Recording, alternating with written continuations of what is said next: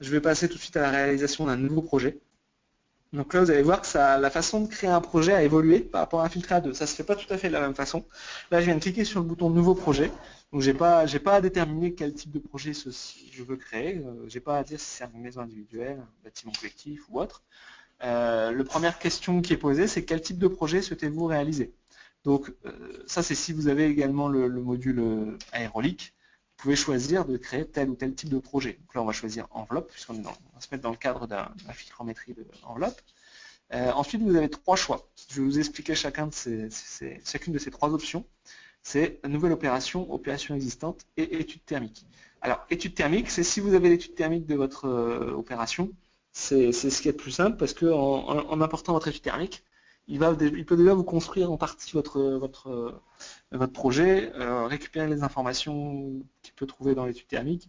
C'est toujours ça de gagner pour la saisie des informations. Si vous n'avez pas d'étude thermique, vous cliquez sur nouvelle opération. Dans ce cas-là, il va vous donner la main sur. Vous allez avoir un projet vierge dans lequel vous allez pouvoir définir les bâtiments que vous voulez tester, les parties de bâtiments que vous voulez tester et dérouler votre projet. Opération existante, alors ça je dois expliquer un petit peu ce que ça veut dire. On a une articulation maintenant dans un filtre A3 qui n'y avait pas dans un filtre A2 entre l'opération et le projet. C'est-à-dire qu'on distingue maintenant votre chantier, votre bâtiment, donc tout ce qui est indépendant de votre mesure de perméabilité.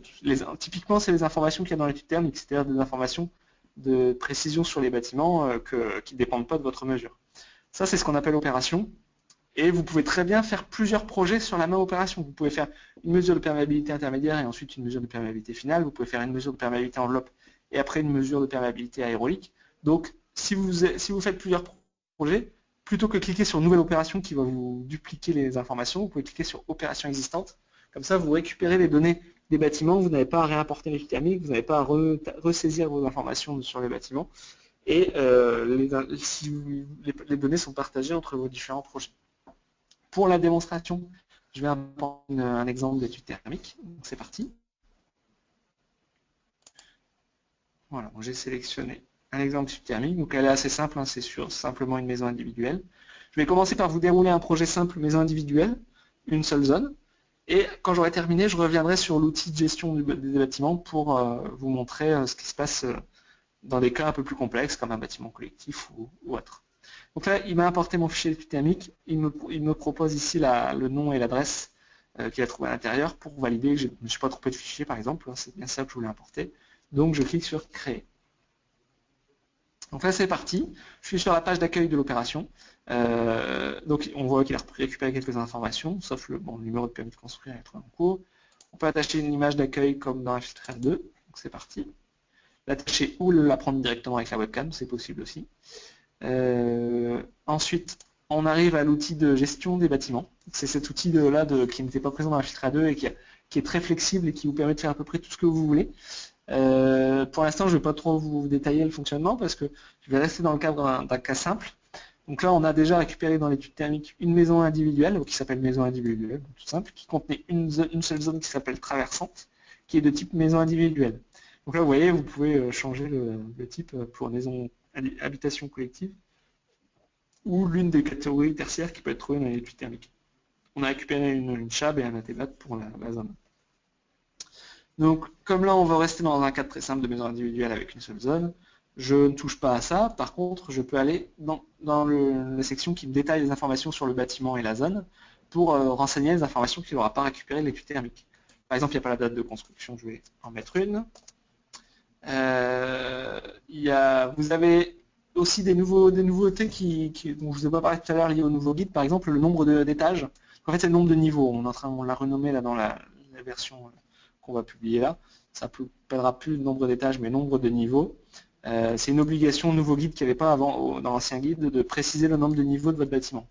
Même si c'est une maison individuelle qui a un étage, ça veut dire qu'elle a 2 niveaux. Donc vous mettez 2 niveaux ici. Les informations sur la zone, donc avec la possibilité de définir l'étage, l'altitude. Là, on a récupéré une chab, une chaune, un ATBAT pour la zone, un volume chauffé, une hauteur, définition du système constructif. Donc, c'est parti. Je choisis différents éléments de la liste proposée, parce que ça, il n'a pas récupéré dans l'étude thermique.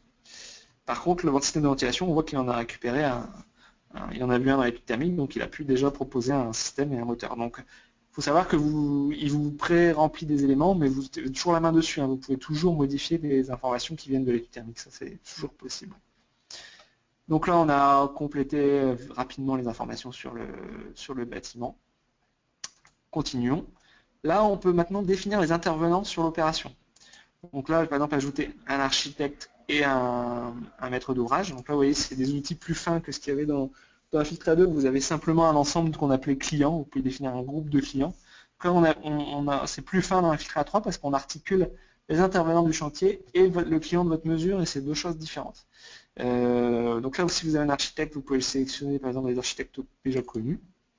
Le maître d'ouvrage sélectionné. Ah, là, vous voyez, la fenêtre pour sélectionner le maître d'ouvrage est différente.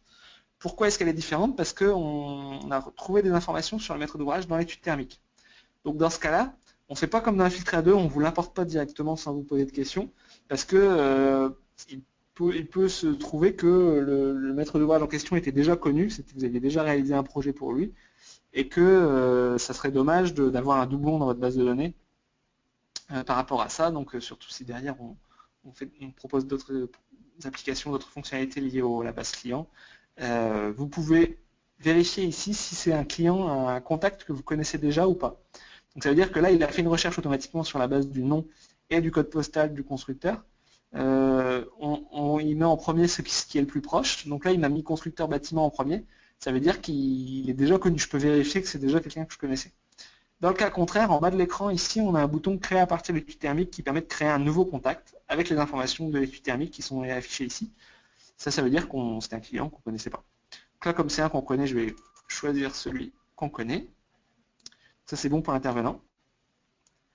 Ensuite, on a la synthèse d'étude thermique. Donc, en important le XML de l'étude thermique, le fichier XML d'étude thermique, on a la synthèse d'étude thermique qui s'est générée automatiquement. Donc, on retrouve ici 26 pages de synthèse d'étude thermique.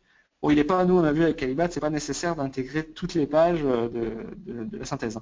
Ce qui est nécessaire, c'est de faire figurer les informations administratives et les informations qui permettent de justifier la TBAT. Donc pour une étude thermique une synthèse d'étude thermique de bâtiments individuels simples, souvent c'est les pages 1 à 4 et la page 8. Donc du coup, je sélectionne ici les bonnes pages. Voilà, 1 à 4 et 8. Et je valide, ça évite de mettre 26 pages dans mes annexes de rapport.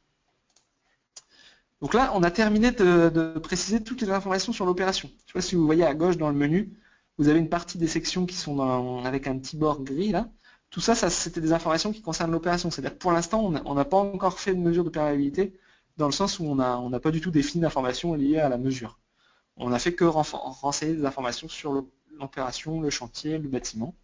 Maintenant, on passe au projet proprement dit. Donc, vous pouvez choisir un nom pour votre projet, une référence. Vous pouvez choisir le client du projet. Ça sera souvent un des intervenants. On est en train d'améliorer ça pour que vous puissiez sélectionner un intervenant. On peut prendre par exemple le constructeur comme client. Donc la distinction avec l'intervenant, c'est que c'est celui qui vous a commandé la mesure de perméabilité. Donc ce n'est pas seulement les intervenants du chantier. Le rappel des informations sur la société technicienne, voilà, normalement vous avez une affaire, c'est déjà été défini en configuration. On arrive sur la partie mesure proprement dite. Donc la partie mesure, vous avez toujours les outils présents dans Infiltra 2, le quick test. Le quick test, pour rappel, c'est ce qui vous permettait en un palier de pression, d'estimer votre résultat pour rapidement savoir si une fuite que vous avez détectée en laquelle fautrant rapidement, est-ce que cette fuite avait un impact énorme sur votre résultat ou pas. Avec le quick test, vous pouvez le savoir rapidement sans avoir à faire un test de A à Z. Vous avez toujours cet outil présent dans Infiltra 3, accessible depuis ici. Vous pouvez toujours importer un fichier si vous avez réalisé par exemple une mesure avec TechTip ou autre. Vous pouvez toujours importer un fichier ici pour réaliser le rapport. Sinon, vous pouvez aussi réaliser votre rapport en pilotage avec Infiltra en cliquant sur Nouvel essai. Donc c'est ce que je vais faire avec vous, sachant que j'ai connecté au logiciel du matériel virtuel. Donc nous, pour nos tests, on a fait un outil qui permet de simuler en fait le comportement du matériel, donc d'un manomètre et d'un ventilateur qui serait piloté. Donc je vais l'utiliser pour la démonstration. Je vais créer un nouvel essai.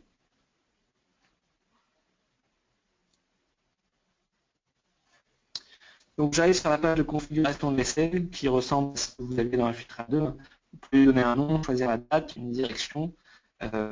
Les outils qui permettent de bien vérifier. Ah, j'ai plus beaucoup de batterie. Excusez-moi, je me rebranche tout de suite.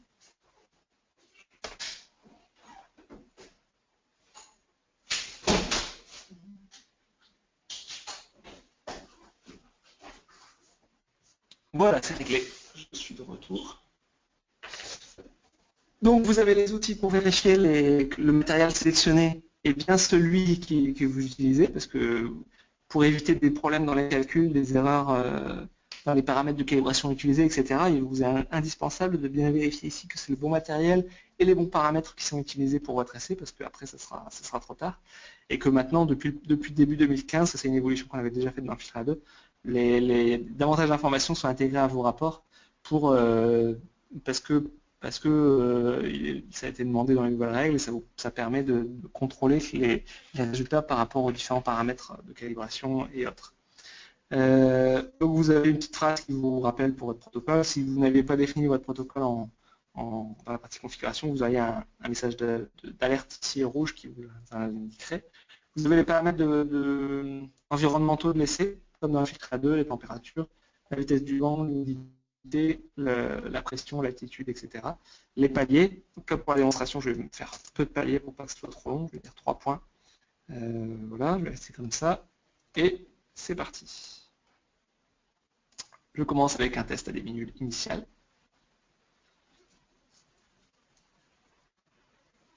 Avec comme dans Infiltra 2, les indicateurs qui s'affichent en temps réel pendant le calcul des débits nuls.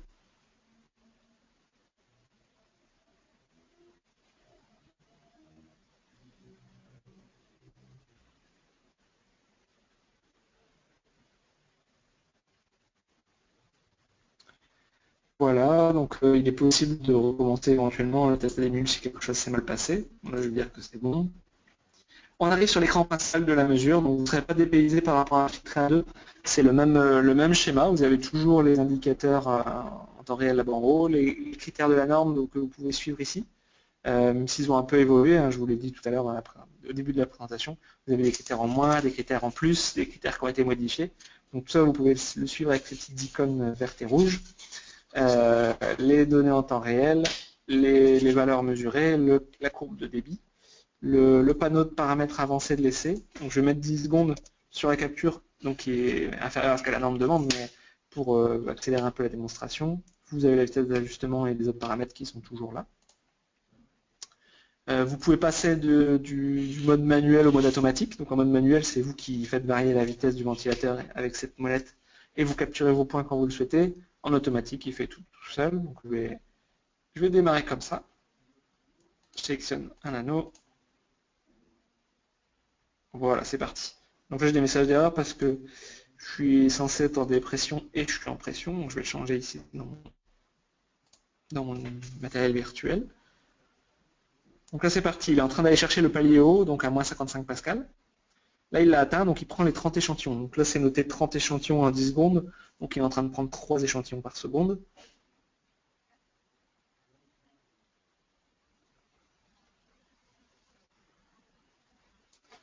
Voilà, il a terminé de capturer le premier point.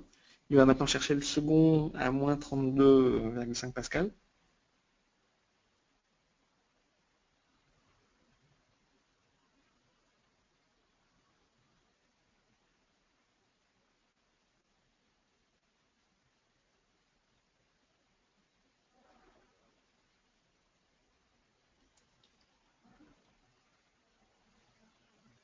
Donc à partir du deuxième palier, il peut déjà commencer à tracer la courbe et estimer les résultats. Donc c'est ce qu'il a fait.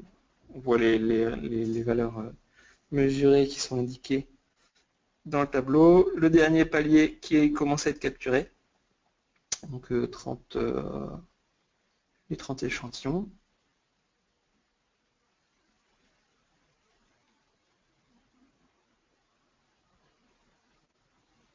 Et voilà, donc c'est terminé.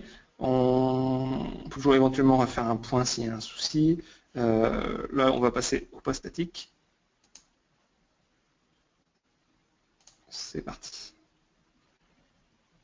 Donc là, comme je vous disais tout à l'heure, le test à début nul final ne peut plus remettre en cause le palier bas de l'essai, hein, contrairement à l'ancien guide d'application.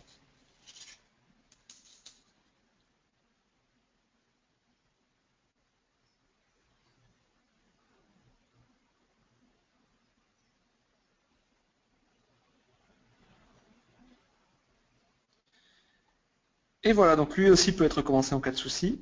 Je vais valider l'essai, donc là on a terminé notre mesure.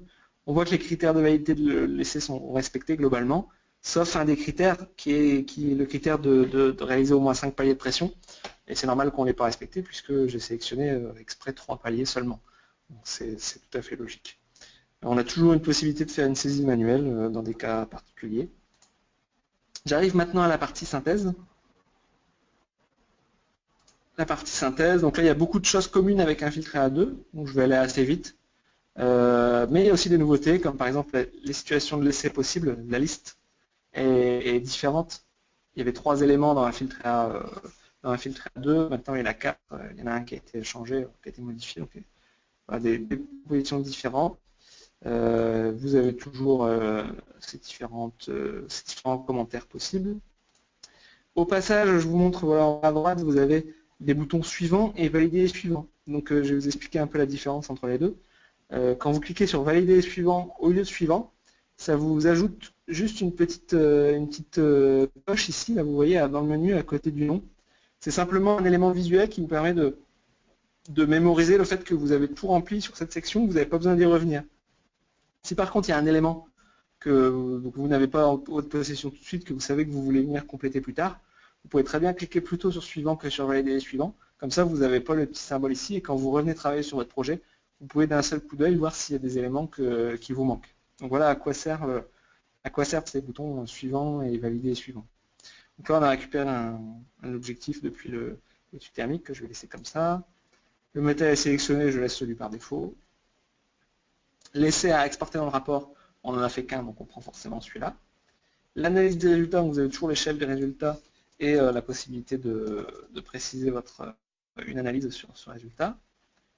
Le diagnostic qualitatif, donc là je vais créer, ça fonctionne comme un filtre A2, mais je vais vous montrer, je vais créer 2 fuites, je vais importer un dossier de photos, c'est des photos prises à la caméra thermique là en l'occurrence, donc je les sélectionne, les voilà qui s'affichent toutes ici, je crée une nouvelle fuite. Je choisis son emplacement, sa quantification. Je peux mettre un commentaire de localisation. C'est parti. Et je vais dire que les 3 premières photos la concernent. Donc hop, je fais glisser. Donc j'aurais pu aussi apporter une image à la fois avec ce bouton, ou alors capturer directement, prendre directement une photo avec la webcam intégrée sur mon ordinateur portable ou sur ma tablette si j'utilise un ordinateur qui dispose d'une webcam intégrée.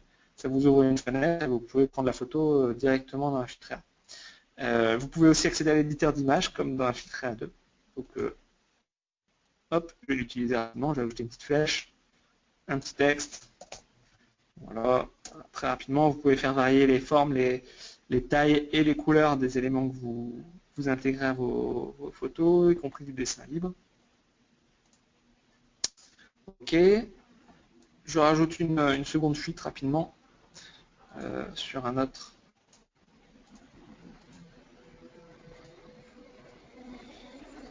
Je vais en mettre 2 autres photos.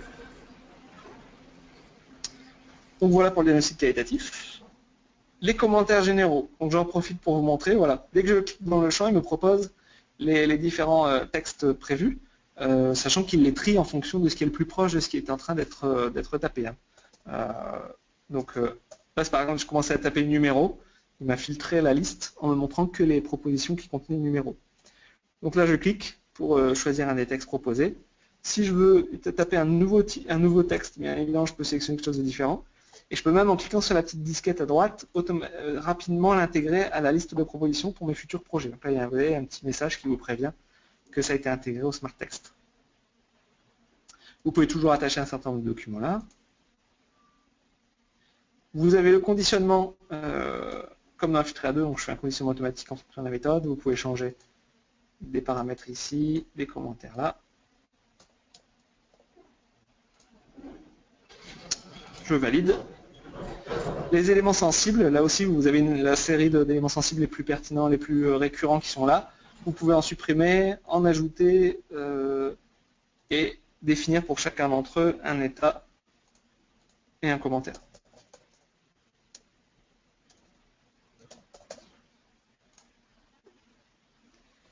Voilà. Un champ d'information supplémentaire. Comme dans la filtre A2. La possibilité d'attacher des annexes supplémentaires.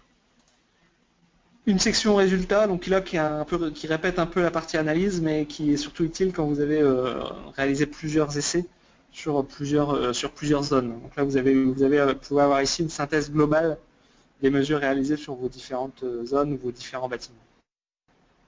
J'y reviendrai après. Et la génération du rapport. Donc c'est parti. Je vais mettre ça sur le bureau.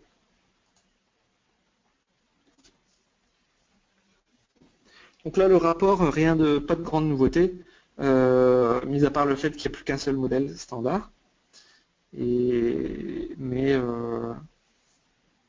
que la technologie de personnalisation n'est pas tout à fait la même que dans un filtre A2.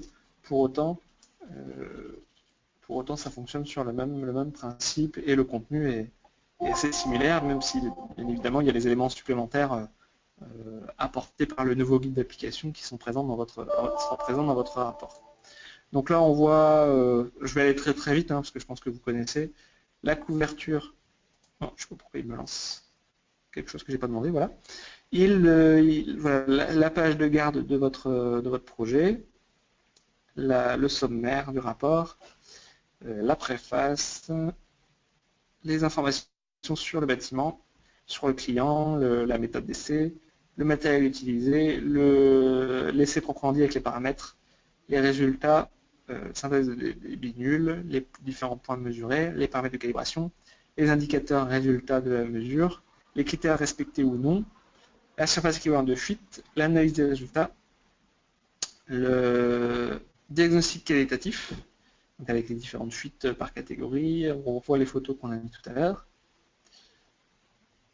le conditionnement, les éléments sensibles, la courbe de débit, les pressions à des binules détaillées, informations supplémentaires, signature, le protocole de contrôle du matériel, donc là il y a juste ça parce que c'est juste un document écrit protocole, mais c'est à ce moment-là qu'il sera affiché. La synthèse thermique, en réalité uniquement les pages qu'on a sélectionnées. Les 5 pages sélectionnées. Voilà. Et enfin, il n'y a pas le certificat de calibration parce que j'ai dû sélectionner un matériel dont la calibration était expirée, je pense. J'ai pas sélectionné le matériel que je venais de créer avec vous en lui mettant une calibration, donc ça doit être pour ça qu'il m'a pas mis le. Normalement, il vous met aussi, évidemment, les certificats de calibration de votre matériel en annexe. Donc voilà pour le rapport. J'ai balayé un projet simple de A à Z. Je vais maintenant revenir en arrière pour vous transformer ce projet. Donc je ne vais même pas créer un nouveau projet, je vais rester dans celui-là. Je vais revenir dans l'outil d'édition des bâtiments et je vais transformer ce projet pour le transformer en projet plus complexe et vous montrer comment ça fonctionne. Donc je vais je vais dire par exemple finalement ça c'est un bâtiment collectif. Donc c'est une zone collective et je vais créer plusieurs zones. On va dire qu'il y a par exemple 5 logements. Donc vous avez le premier qui est déjà mesuré et vous pouvez en sélectionner d'autres pour les noter comme étant à mesurer. Le bouton échantillonné ici en haut à droite n'est pas disponible là parce que vous avez déjà des mesures qui vont commencer à être faites, mais si vous étiez sur un projet vierge, dès que vous avez plusieurs zones collectives, il vous propose de faire il peut vous proposer un échantillonnage automatique bien évidemment. Vous pouvez aussi créer davantage de bâtiments. Donc dans des cas particuliers, notamment dans les maisons individuelles groupées. Là, vous n'allez pas créer des parties de bâtiments, mais vous allez créer plusieurs maisons individuelles. Je vais changer le nom pour que ça soit clair. Je vais appeler ça une tour. Voilà. Donc là, vous avez des éléments sur la chaîne et la présence d'une game gas qui sont affichés parce que ça peut conditionner l'échantillonnage de votre bâtiment collectif. Là, vous avez la chable, la T-BAT et l'étage. vous avez un résumé des informations. Par contre, ici, ça s'est complexifié dans le menu pour que vous puissiez avoir accès aux informations sur les différents bâtiments et les différentes parties de bâtiment. Donc là, c'est les informations sur le bâtiment qui s'appelle Tour, donc le bâtiment collectif. Vous avez les informations sur la partie de bâtiment traversante qu'on a définie tout à l'heure. Et vous voyez, vous avez des champs qui sont sur fond gris. Ça veut dire que c'est des champs qui peuvent être partagés entre les différentes parties de bâtiment. C'est-à-dire que là, vous avez une partie information générale qui reprend des informations partagées entre tous les bâtiments et toutes les parties de bâtiment. Ça, c'est pour vous éviter de retaper plusieurs fois la même chose. Si c'est toujours le même mode constructif, pour pas que vous ayez à le faire pour toutes les parties de bâtiment, ça peut être défini une fois pour toutes ici. Pour autant, si vous avez un cas particulier, vous pouvez prendre une des zones et vouloir utiliser quelque chose de différent. Par exemple, hop, ici, on va dire qu'il y a de la climatisation. Donc voilà, je peux sélectionner de la climatisation. Donc il y a à la fois le gain de temps et de la flexibilité. Donc une fois que toutes les informations sur les zones et les parties de bâtiment sont réalisées, eh bien vous pouvez mesurer une autre zone. Donc là on va dire qu'on va mesurer la zone 2. Je vais cliquer ici. Donc qu'est-ce qui s'est passé quand j'ai cliqué ici? Eh bien vous voyez, vous avez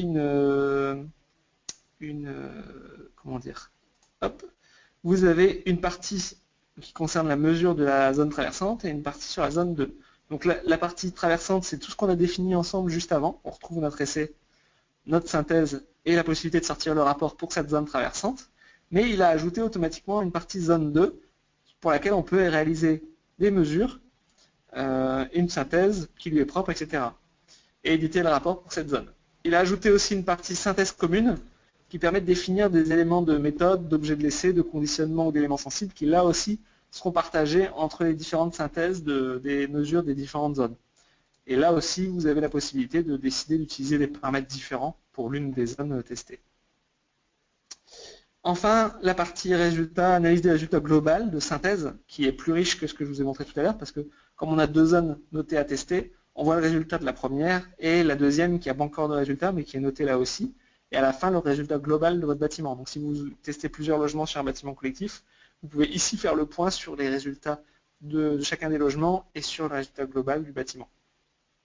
Et enfin, éditer le rapport qui va s'adapter à la situation, c'est-à-dire s'il y a plusieurs zones testées, si c'est un bâtiment collectif, il va automatiquement ajouter un rapport d'échantillonnage, automatiquement ajouter un rapport de synthèse et adapter votre structure de rapport au fait que c'est un projet plus complexe que ce qu'on a fait tout à l'heure.